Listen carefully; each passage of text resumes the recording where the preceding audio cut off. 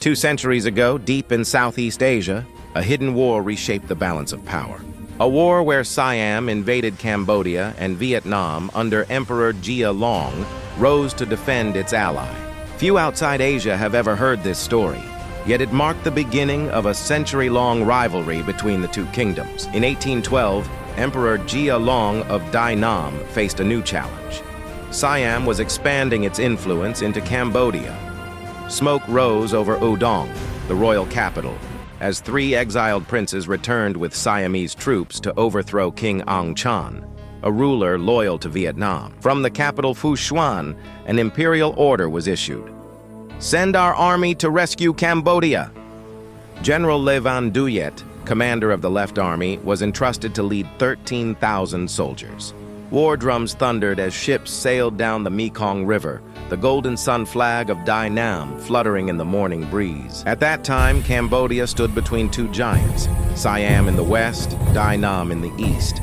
King Ang Chan II allied with Vietnam, while his brothers Ang Sangwon, Ang Im, and Ang Su sided with Siam. The Siamese army marched into Oudong, crowned a puppet king, and forced Ang Chan to flee south to Tra Vinh, seeking help from Emperor Gia Long. Furious, Emperor Gia Long declared, "Siam shall not seize the south." Le Van Duyet led the grand expedition. Infantry, cavalry, and mighty war elephants advanced swiftly through the jungles.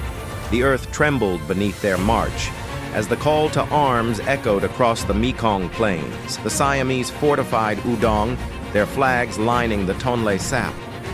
The Vietnamese launched a fierce 2-way assault, by river and by land. Cannons roared, smoke darkened the sky, and Le Van Duyet, on horseback, raised his sword and led the charge. "For the Emperor!" the soldiers shouted as the Siamese lines collapsed. Defeated and broken, the Siamese retreated westward, taking the exiled princes back to Bangkok. The flag of Dai Nam rose above Oudong. The people cheered as King Ang Chan II returned to his throne. Le Van Duyet's command was firm. No looting, no revenge. Cambodia is our friend, not our prey. After the victory, Gia Long established Vietnamese protection over Cambodia. Officials and troops were stationed at Phnom Penh, forts were built, and trade routes secured.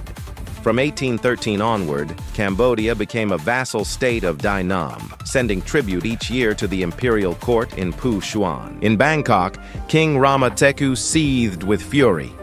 Ministers bowed their heads, unable to reverse the humiliation. Siam's influence in Cambodia was lost, but vengeance simmered.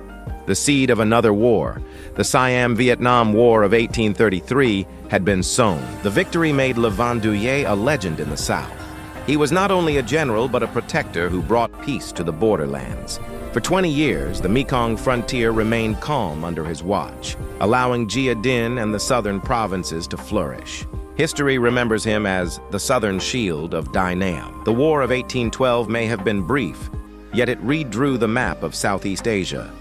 From Oudong, the shadow of Dai Nam stretched across the lower Mekong, and under the crimson Cambodian sky, the golden sun of Vietnam shone bright, a symbol of courage, loyalty, and pride. If you enjoyed this journey through Southeast Asian history, give this video a like and subscribe to The Legacy Across Time, where forgotten battles and ancient legends come alive again.